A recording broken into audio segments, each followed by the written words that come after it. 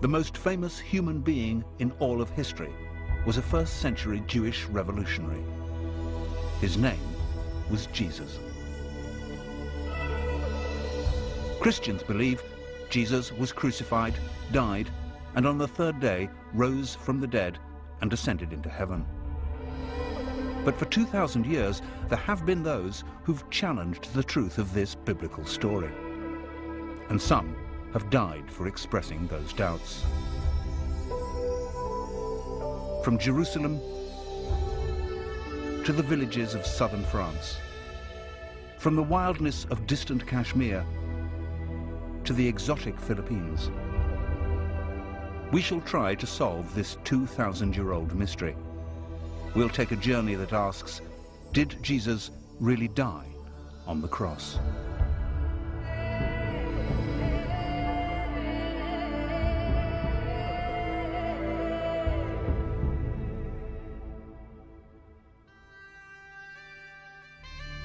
The story of Christianity features not only the most famous name in history, but also the most famous event in history, the crucifixion.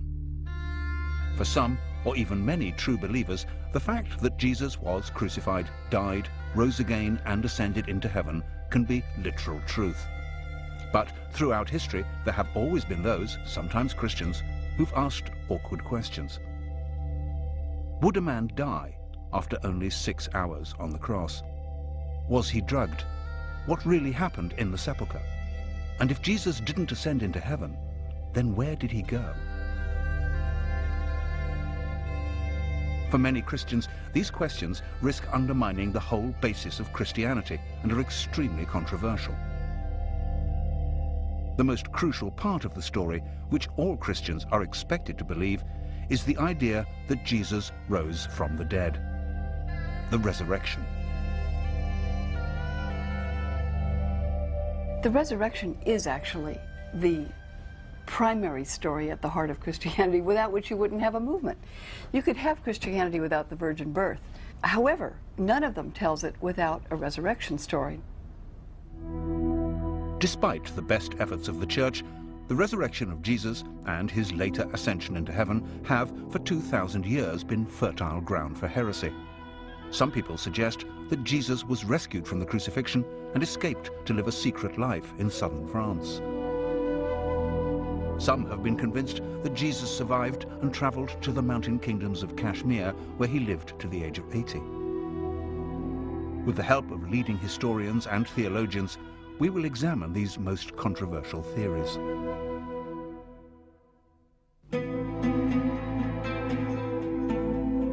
To understand what happened to Jesus after the crucifixion, we need first to look at the facts of his life.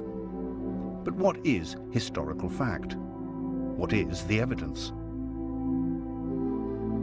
Almost all we currently think we know about Jesus comes from the four Gospels: Matthew, Mark, Luke, and John. But Matthew and John are the only Gospel writers who were members of the 12 disciples, the only ones who could have been present at the events they describe. The four Gospels were all apparently written between 40 and 100 years after the crucifixion, which Roman history tells us happened around 30 AD. But despite the fact that we know them by those four names, modern biblical scholars cannot be absolutely sure who really wrote them. Originally, all these Gospels circulated anonymously. There were no names attached to them until almost 200. And the Christian theologian who came up with the idea of having a New Testament was roundly condemned as a heretic. Whoever did really write the four Gospels, the description of Jesus' death in all of them is brutal.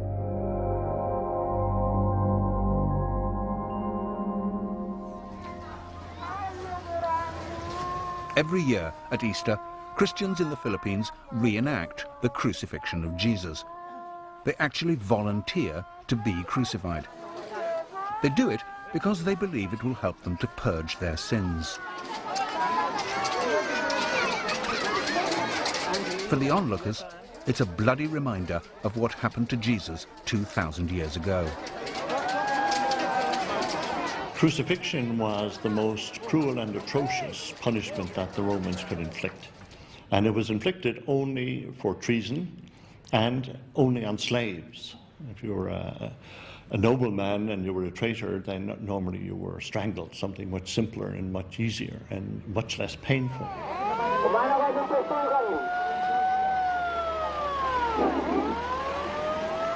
After condemnation, the cross beam, was strapped to the shoulders of the criminal, and he paraded through the streets with his arms stretched out. At the place of execution, then, nails were hammered into the hands and the feet. In the Philippines, they do use real nails. They do experience the real pain that Jesus felt.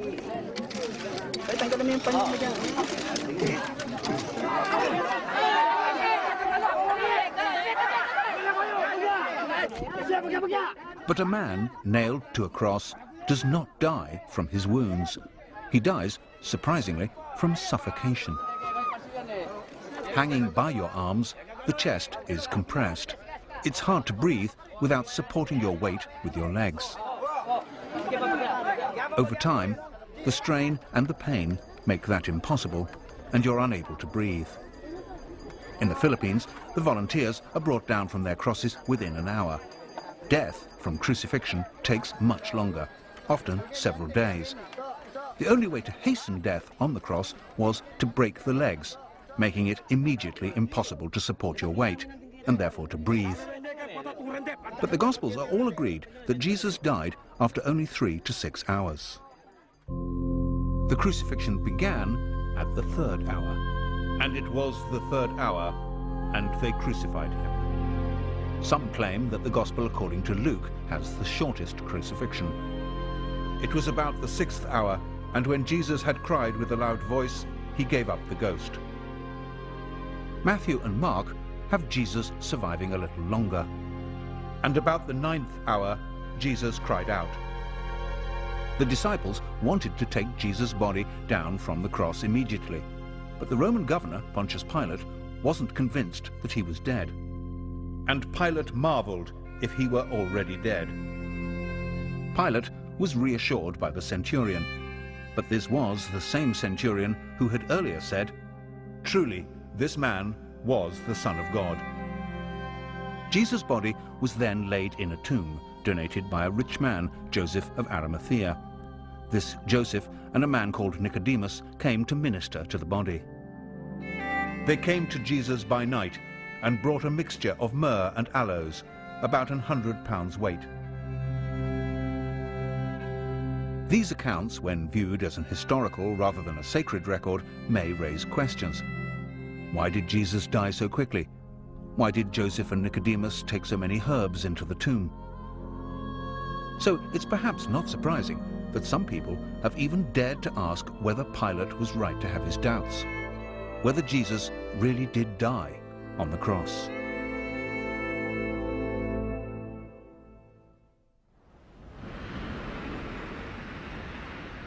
That Jesus might not have died on the cross is an explosive idea, particularly for Christians. In our journey to understand the truth about Jesus' life and death, we need to look further at the biblical accounts of the resurrection.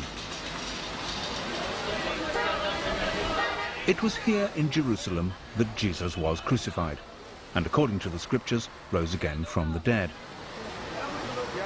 But in Jerusalem, one is forced to remember that we do not live on a Christian planet. Hundreds of millions of Jews and Muslims may accept that Jesus lived and died in first-century Palestine, but only Christians believe he rose from the dead. This is the Church of the Holy Sepulchre in Jerusalem, built upon what was supposed to be the tomb in which Jesus was laid after the crucifixion.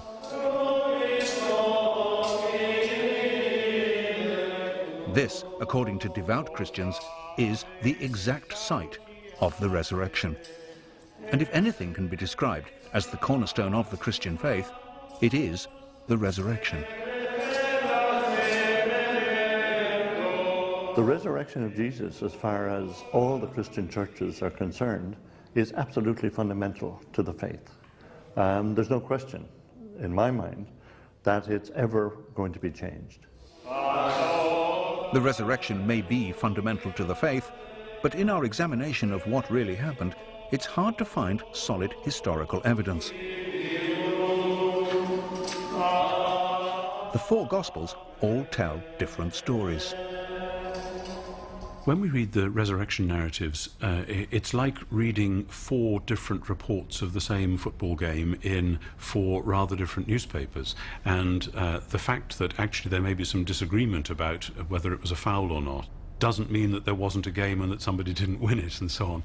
If one of them says there were two angels and another one says there was one angel, if one of them says Mary Magdalene was there all by herself and somebody else says Mary Magdalene was there with one or two other women, then these are the sorts of variations that you expect to get, like the different newspaper reports, the football match.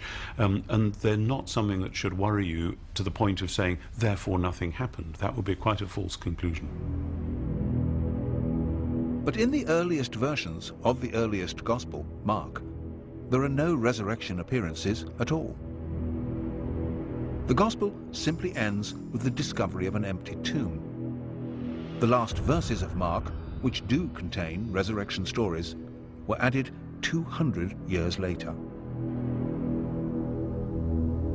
None of the Gospel stories is CNN in Jerusalem in the year 30. The Gospels are written in the form of historical biography, so many people have assumed that they are exactly that.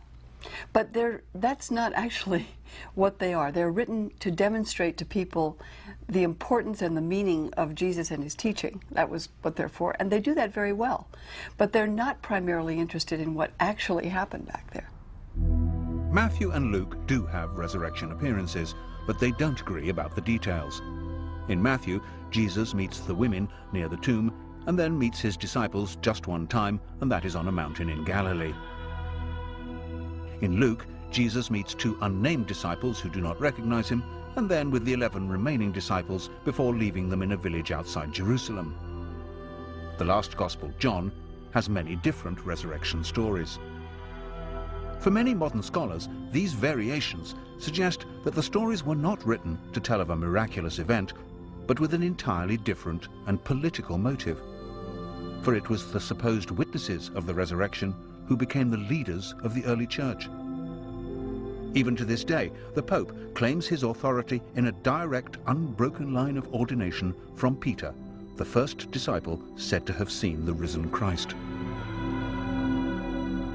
Some scholars go so far as to suggest that the story of the resurrection was also created as an extraordinary psychological tool to bring in new converts.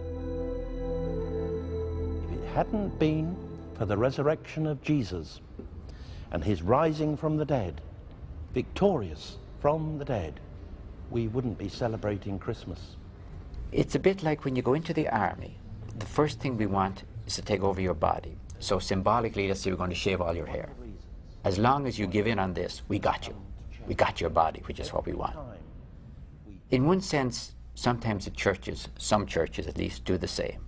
We're going to tell you something unbelievable that you got to believe. When they could just relax. If you believe it, then you will believe that they alone control heaven, that without them you cannot get into heaven, and then they've got you. You've left your brains in the parking lot. That's a statement that may be offensive to many Christians. It would certainly be offensive to the worshippers at the Toronto Airport Church, who take their belief in the literal truth of the resurrection of Jesus very seriously indeed.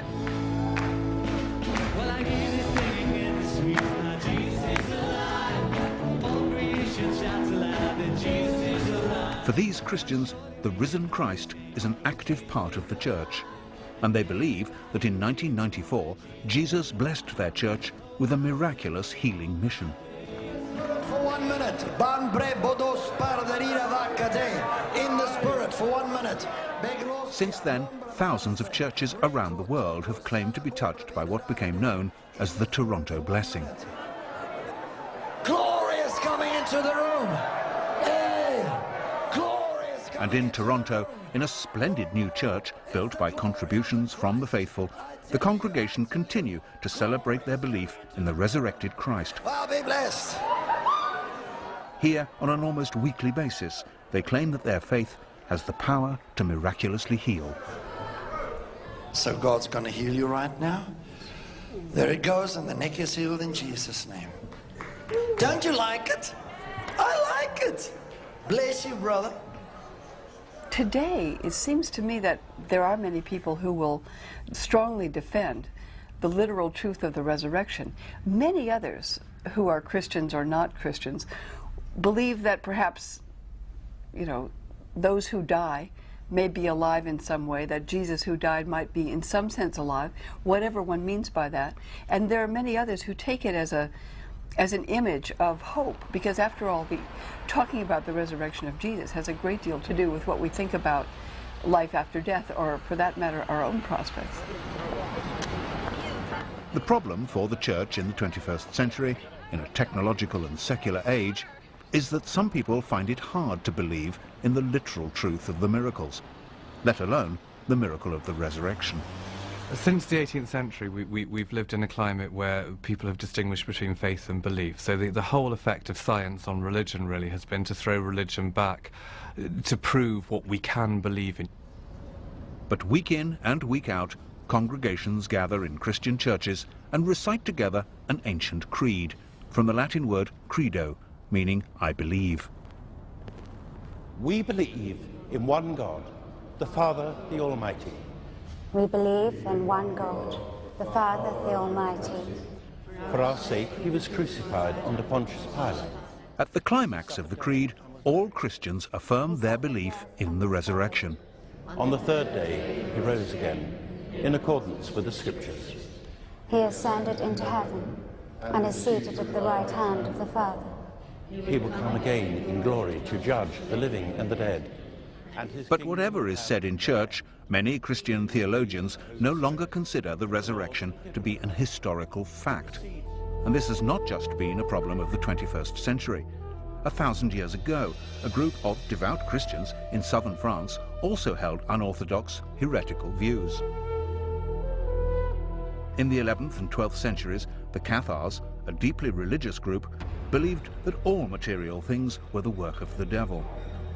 They saw Jesus as an angel, who certainly could not have been physically crucified, and certainly would not have been resurrected as a physical body. It was actually in response to the Cathar heresy that the Church created the Inquisition. In 1244, the last 200 of the Cathars were rounded up and burned at the stake as heretics. The Church has always reacted strongly against anyone who doubted the truth of the resurrection, because that doubt insinuates that the very literal and physical gospel descriptions of the death and resurrection of Jesus are fabrications. But there is one story, also set in France, at about the same time as the Cathars, which suggests that another Christian group made a discovery which really might reveal that the resurrection story was not true. In the 13th century, this whole area was a stronghold of the Knights Templar, a strict religious and military order of warrior monks. Local historian Thierry Lecon has spent the last 12 years uncovering the history of the Knights Templar in this region. The Templars came to this region. There are traces of them all over the countryside. Down there at the bottom, near Château de Blanchefont, there are ruins of an old Templar command post.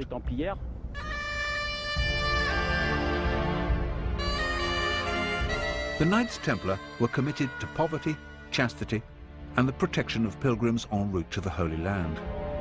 But their main purpose was to keep Jerusalem and the holy sites of Christianity free from the forces of Islam.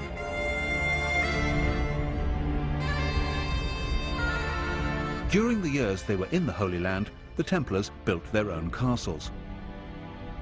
But they buried their dead in graveyards they excavated near to the original Temple of Solomon. And certainly, during this time, they were thought to have discovered great treasures. Eventually, the Templars were forced to leave the Holy Land in 1186. They returned to France. Certainly, the Templars remained powerful, rich, and incredibly secretive, so it's not surprising that people speculated about them.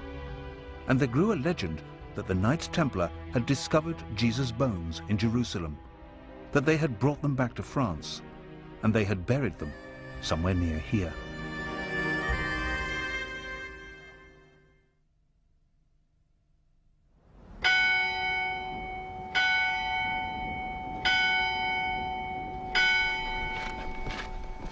The legend that 1,000 years ago the Templars might have found an ossuary box containing Jesus' bones has led modern scholars to a small church in the village of Rennes-le-Château. Writer Richard Andrews is convinced that there are clues here that might reveal what exactly the Templars did find during their excavations in Jerusalem. One can ask the question, did the Templars find relics, an ossuary full of bones, that they thought were possibly the bones of Jesus? Now, if they had found these, it would have been a shock to the system, because the Templars were good Christians. This would challenge the whole doctrine of resurrection, because here are mortal remains. So we ask the second question, why should the Templars risk being accused of heresy and bringing the bones that they thought were Jesus's back to this area? The answer is simple. If they had found something which they believed were the bones of Christ, they needed a safe location. You could hide a church in these mountains, let alone a small ossuary. You can get lost in these mountains today. Imagine what it was like 1,000 years ago. In the late 19th century, the local priest here, called Bérenger Saunier, claimed to have found ancient documents. And whatever they were, he certainly became very rich afterwards.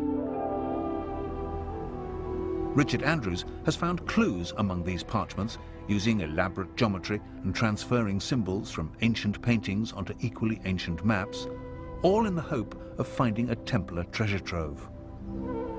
The clues that we found point to a map in the form of a hexagram, which is also known as the Seal of Solomon, but it is the Star of David. This map points to a specific site. Now we know that the priest, Bérenger Saunier, became fabulously wealthy, but we are sure that he didn't actually find what he was looking for. We can deduce, perhaps, that Saunier received money from patrons to look for a location in the area that might reveal perhaps the bones of Christ. Whatever it is, we do know one thing for sure. The secret that Saunier was giving clues to was heretical. Saunier died in 1917 and took his secret with him to the grave. That hasn't stopped enthusiasts like Thierry Lecan from continuing to search on the basis of Richard's work and trying to solve the mystery. Using local maps on which the geometric lines from Saunier's original parchments have been transposed, Thierry has found further evidence of the Templars' presence here, and he believes he's closing in on the location where the Templars could have buried the bones of Jesus.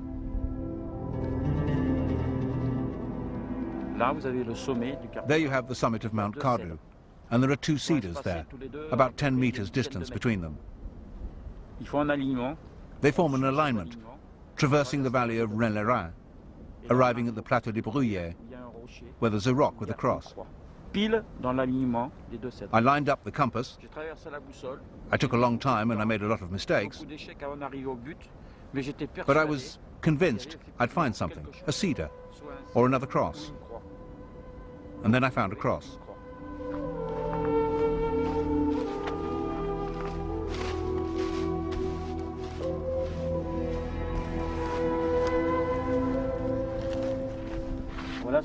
There's the famous cross. I spent a long time very near it, but without finding the place. It was a little set back from the plateau. It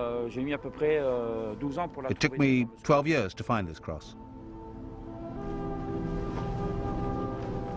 Even if the Knights Templar did bring Jesus' bones in an ossuary box back here from the Holy Land, it seems unlikely that Thierry Lecan or Richard Andrews would ever find them in these mountains. However, there have been those who've gone back to the original gospel stories of Jesus' death and resurrection and come up with more credible, but no less startling conclusions about what exactly happened 2,000 years ago.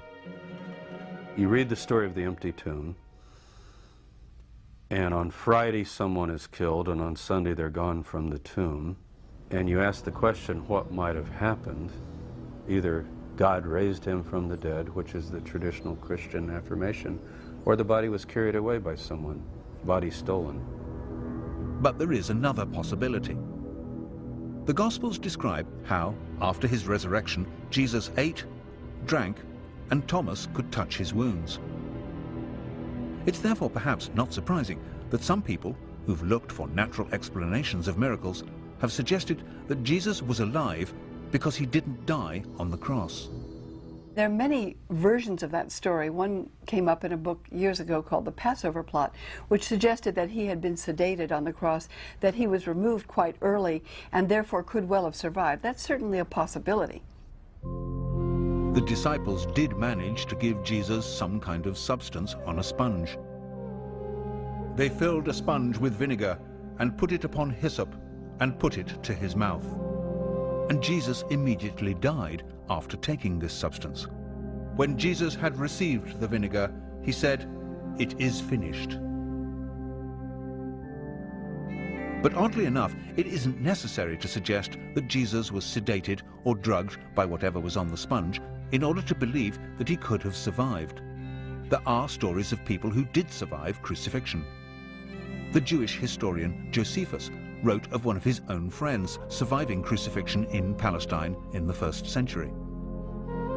He's traveling out to a village named Tekoa to scout land for a Roman camp. And he notices that 3 of his friends are hanging on crosses.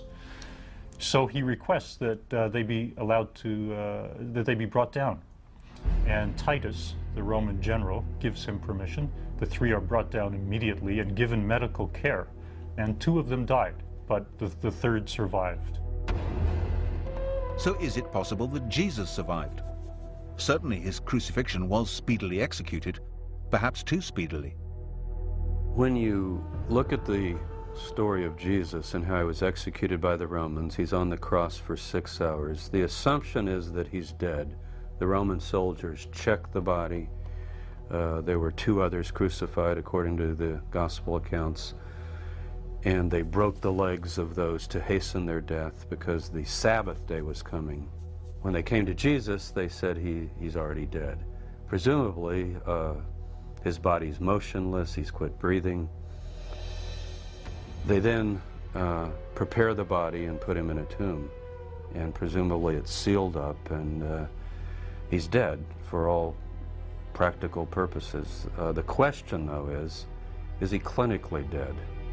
The question of clinical death is certainly raised by the fact that the herbs which Joseph of Arimathea took into the tomb with the body of Jesus were aloes.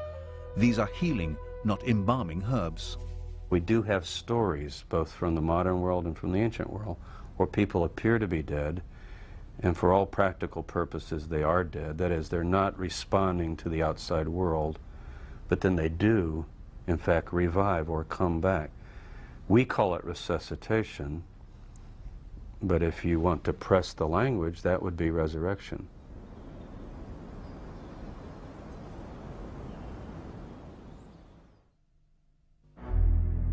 The idea that Jesus might have survived the crucifixion rather than risen from the dead seems provocative.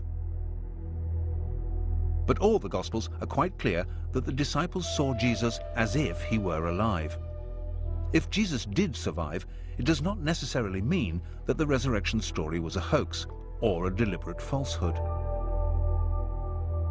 At the end of the 19th century, the English writer Samuel Butler, in his book on the resurrection, came up with the theory that if Jesus had collapsed into a shock-induced coma on the cross and then recovered in the tomb, he and his disciples would actually have thought his recovery was a miraculous resurrection. That still has great credibility if you see it in the light, for instance, of more contemporary developments. Look at the near-death experience in the United States. Something like 13 million people in the United States say they've had near-death experiences.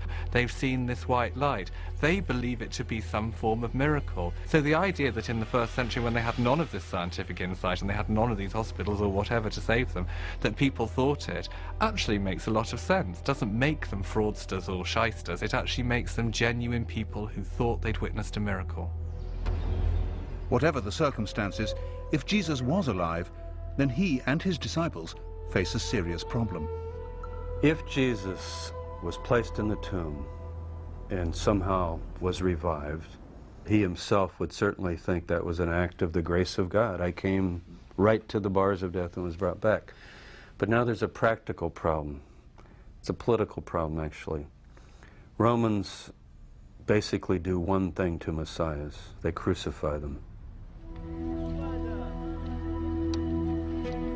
If Jesus did indeed survive crucifixion, either through resurrection, as the Bible tells us, or more controversially, through resuscitation, then he is once more a condemned man. The Bible is said to solve this problem with a miracle called the Ascension. Jesus is taken bodily into heaven. But the interesting fact is that the Ascension does not actually appear in the original form of the Gospels. The Ascension references in Mark are among the verses which, as we've seen, were added 200 years later. There is one line in Luke which reads, "and was carried up into heaven." But again, this does not appear in all Bibles. It was in fact inserted, simply because the Ascension is referred to in a later book of the Bible, the Acts of the Apostles, and it's always been assumed that Luke was the author of the Acts. There's no Ascension in Matthew, and John's Gospel ends with the enigmatic words, "and there are also many other things which Jesus did, the which, if they should be written every one, I suppose that even the world itself could not contain the books that would be written." So what was it that Jesus did? One of the stories that emerges from this question depends upon the idea that Jesus' relationship with Mary Magdalene was a very special one. If you read John's Gospel, the first person who saw the risen Christ, i.e. the first Christian, was Mary Magdalene. So I think when the church tries to sideline the idea that Jesus had relationships with women, that he had close relationships with women, it's laughable, really. I mean, it's part of this problem that they always say that that the thing that non-believers find hardest about Jesus was his divinity, and the thing that Christians always find hardest about Jesus was his humanity. I mean, he was a man. I'm perfectly happy with the concept that Jesus had a relationship with Mary Magdalene, that it was long and important and, you know, was one of the dominant things in his life. He was human. The idea, of course, that Jesus may have had a very special relationship with Mary may be offensive to many Christians, but some historians have gone even further. They've suggested that Jesus and Mary might have married, that they might even have had children. So if we're trying to find out where, in his flight from the Romans, Jesus could have gone, perhaps we should start by finding out where Mary went.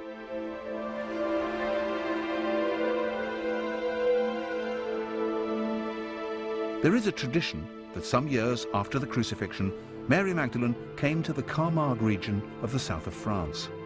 Here she lived and died, and the Basilica Sainte Marie Madeleine is a shrine to her memory. This was the center of what became known as the cult of the Magdalene. The cult of the Magdalene was very powerful in France up until the Middle Ages. The faithful wanted to believe in a mother figure, and the church were very anxious that they should not believe in Mary Magdalene as having been a mother figure for obvious reasons, which were that she might have been the spouse of Christ, that she might have had his child, that she might have produced a bloodline. The local legend describes how Mary Magdalene came here with her brother Lazarus and her sister Martha and a few companions. If the relationship between Jesus and Mary was as close as some sources suggest, perhaps one of those companions, traveling incognito for fear of arrest by the Romans, was Jesus himself.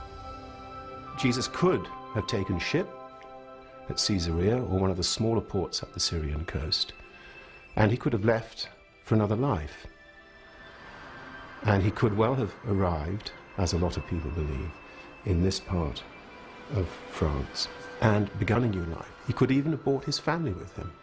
So these stories could have a historical foundation. After her death, Mary Magdalene's relics were placed in a sarcophagus and then hidden. It was not until 1279 that they were rediscovered, and this basilica was built for their safekeeping. Sealed within the crypt, in the center of the church, is what is claimed to be the skull of Mary Magdalene.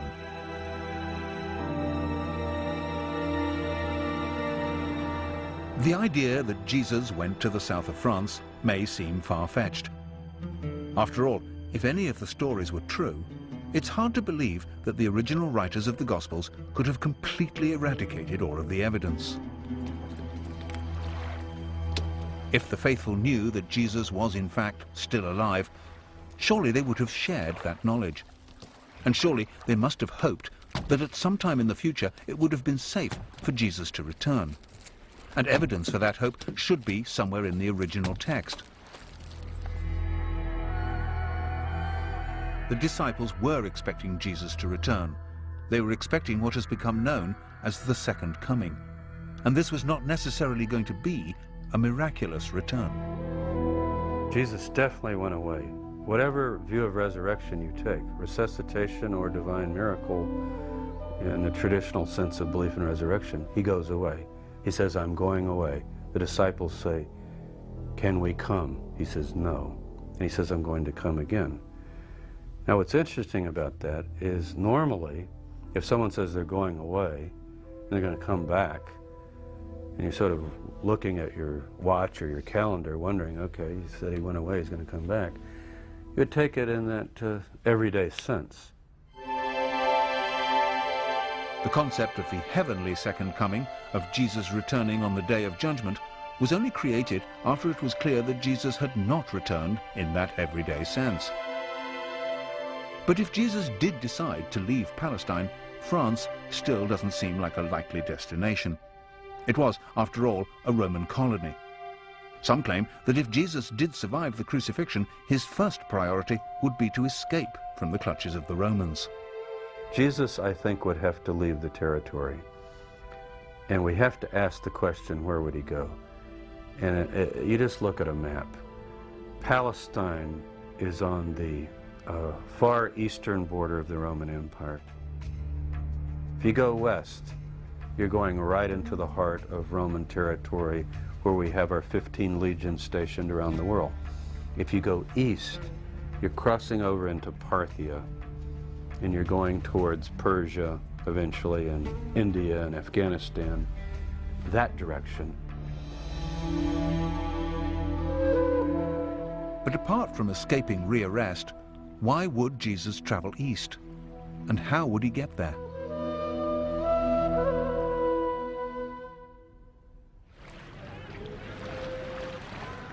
If Jesus did want to travel east, away from the Roman Empire, the journey from Israel was surprisingly easy by land or by sea, on the Silk Route or the Spice Route. It's an accepted fact, for instance, that the disciple Thomas traveled to India and founded a Christian church there.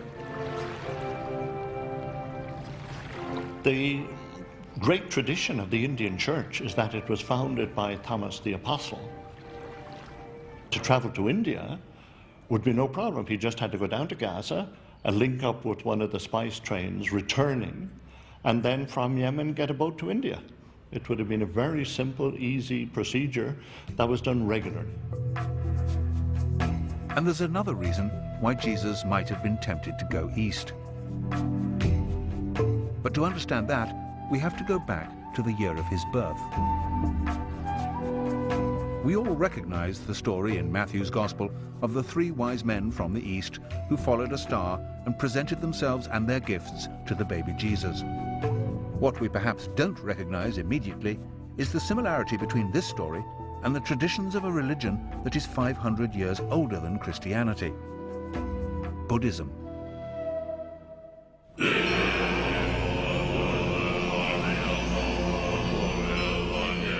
When a great Buddhist holy man or lama dies, wise men consult the stars and other omens and set off, often on extraordinarily long journeys, to find the infant who is the reincarnation of the lama. When the child is old enough, he's taken away from his parents and educated in the Buddhist faith. Could this be the origin of the story of the three wise men? Could Jesus have been taken to India as a child and taught as a Buddhist? The Russian writer Nikolai Notovich, traveling in India in the 19th century, discovered an ancient manuscript in a Buddhist monastery in Tibet. In his book, The Unknown Life of Jesus Christ, Notovich translated this manuscript, and it tells of a divine child called Isa, born in the 1st century, to a poor family in Israel. Isa came to India at the age of 14, where he learned the laws of Buddhism before returning to Israel at the age of 29. This idea would certainly explain the otherwise odd fact that from the age of 14 to 29, there's absolutely no record of Jesus' existence in Palestine. Certainly Jesus' later teaching and miracles have uncanny parallels with the teaching and miracles of the Buddha. Loving your enemies and the idea that the meek will inherit the earth have absolutely no tradition in the Jewish religion, but are entirely consistent with Buddhism. And the Buddha was known to walk on water and miraculously to feed many hundreds of his disciples with only a few scraps of food.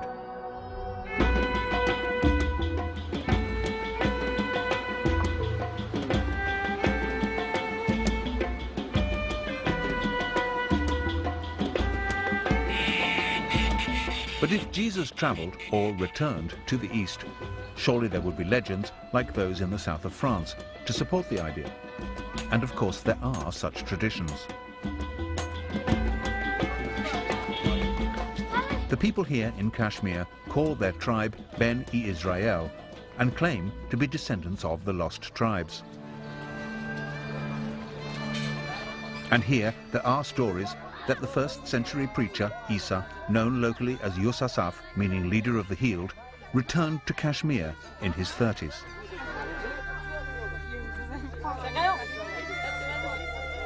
Yusasaf's ministry here can easily be seen as a continuation of the Jesus ministry.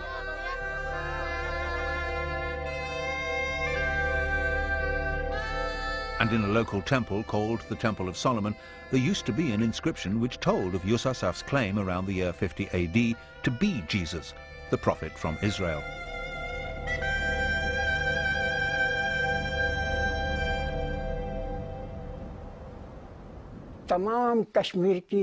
Kashmiri history books tell us that Yusasaf came from abroad. He was a prophet and a messenger. He came from Israel. He came to spread his teachings. He lived and died here.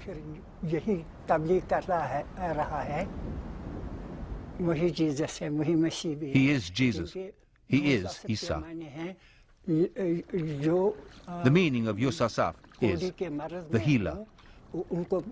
Another meaning is the shepherd, one who teaches others. And our history books confirm that Isa was known as Yusasaf here in Kashmir.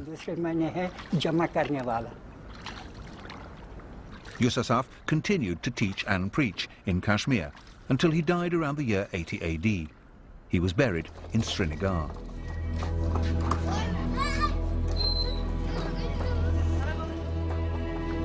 And this, they say, is Yusasaf's tomb. The first building erected around this site was built in 112 AD. In fact, it's now a shared gravesite. In the 15th century, the Islamic holy man Syed Nazir ud-Din was also buried here. Although both gravestones under the cloth point north-south in the Islamic tradition, the body of Yusasaf is buried beneath in a grave dug east-west in the Jewish tradition.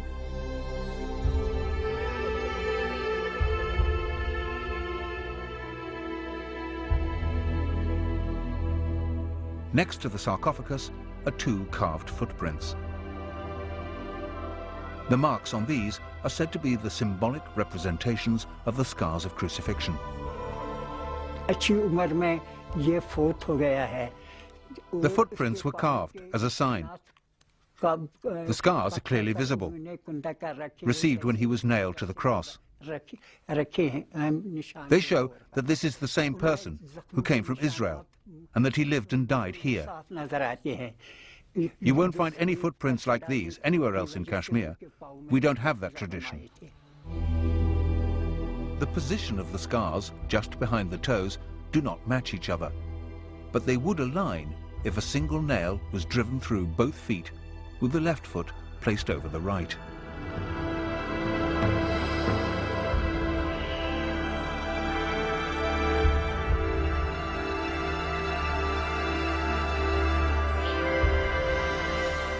There are many who believe this tomb to be the tomb of Jesus.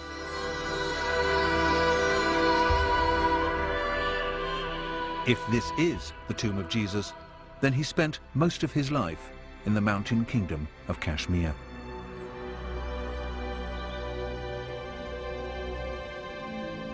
He did not die on the cross. There was no resurrection. He did not ascend into heaven, and he does not sit at the right hand of God. For many Christians, this would be the end of Christianity as we know it. But for some, the original story would still have a poetic power. For me, the resurrection is about death. The two things that will happen to us all in our life is that we'll be born and that we'll die. They're the two things we know nothing about. And we have this great void before and we have this great void afterwards. So any system of belief, any religion, any church that set itself up has always had to have some concept, some way of dealing with death. So in Jesus' resurrection at the end of the Easter story is the symbolism of our own resurrection, of our own new life. That in many ways is the great strength of Christianity, and I think to kind of get away from it, to get away from that incredibly powerful symbolism of the resurrection that touches each and every one of us because of the reality of what will happen to us, and start debating whether, you know, bones in a tomb matter or whether it actually happened, completely misses the point of Christianity. And there will always be those for whom none of the inconsistencies and anomalies in the Gospels mean anything.